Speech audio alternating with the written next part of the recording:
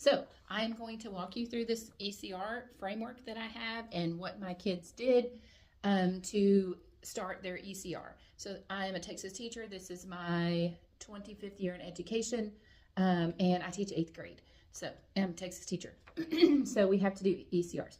So this is the framework, and I'm going to walk you through it step by step on how we use the framework. It is available in my classroom printable resources. Click the link in my bio.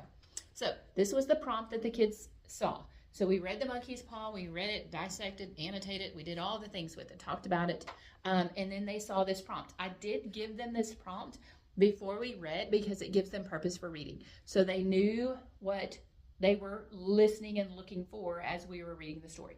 So this was the prompt. I went to Magic School AI and I asked it to create me a prompt. I put in the text, the monkey's paw, and I told it I wanted to talk about character motivations and things like that and align to the Texas TEAC. And this was the prompt that it gave me. I did edit it a little bit, but here was the prompt. Literally go to Magic School AI. Took me 2 minutes to do it. So once they have the prompt, then they get their framework. I do building thinking classrooms, so I do send them to the boards for every part of this because I'm at this point of the game, I want them collaborating with their peers because they're listening to them more than they're listening to me. So we do this at the board. And so if you'll go back in my videos, I do have responses from the kids at the boards. But I've had so many questions, I thought I would walk you through this step by step. So we are going to walk through this step by step. So the first thing that I have them do is I have them write the controlling idea.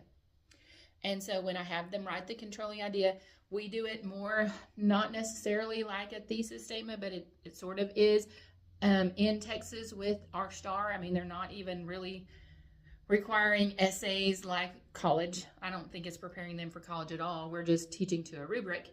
And so they really need to answer the question.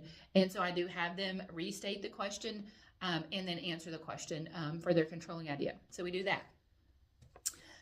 After they do that, then I have them look at their controlling idea and I have them pick out their evidence.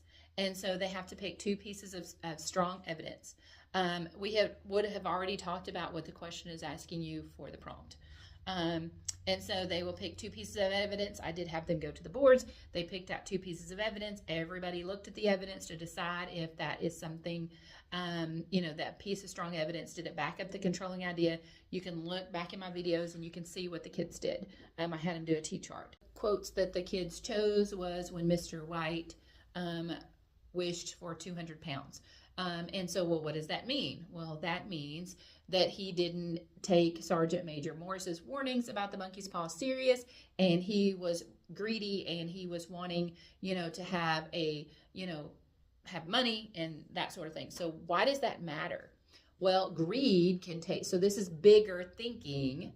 And so when you go to the matter statement, then you can talk about greed and how greed overtook his life, and greed was all he could see, or money is the root of all evil, or, that's where you're kind of talking about that and you develop that, why that matters.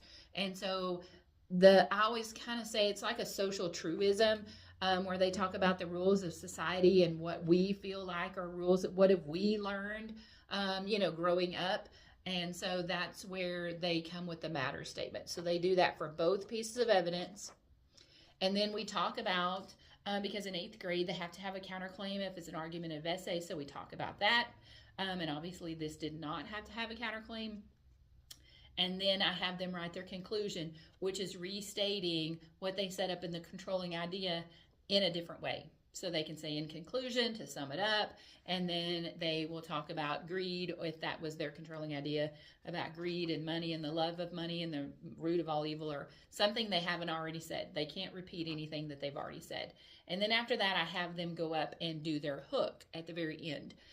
In their hook, I have given them, we've watched the videos on YouTube about hooks and things like that. It's a question. They can state a fact from or a quote from the story. There's lots of different ways that they can do the hook. And then after they do that, then they type it. I happen to have HMH and writable, and they'll type it in writable is what they will do. But this gives them a framework. And so we work on this framework like literally all year. And when we work on this framework all year, then by the time they get to the actual STAAR test, they actually they have it memorized. They know what they're supposed to write. So they get a blank piece of copy paper on STAAR test day, and they literally write it out just like what is here, and that's their draft for their ECR. So I hope that's helpful. If you want any more teacher tips, make sure that you like, subscribe, follow, share, all the things, because I will be coming on and we will be talking about what we're doing. Tomorrow we're doing more paired passages and comparing theme. So let me help plan your lessons.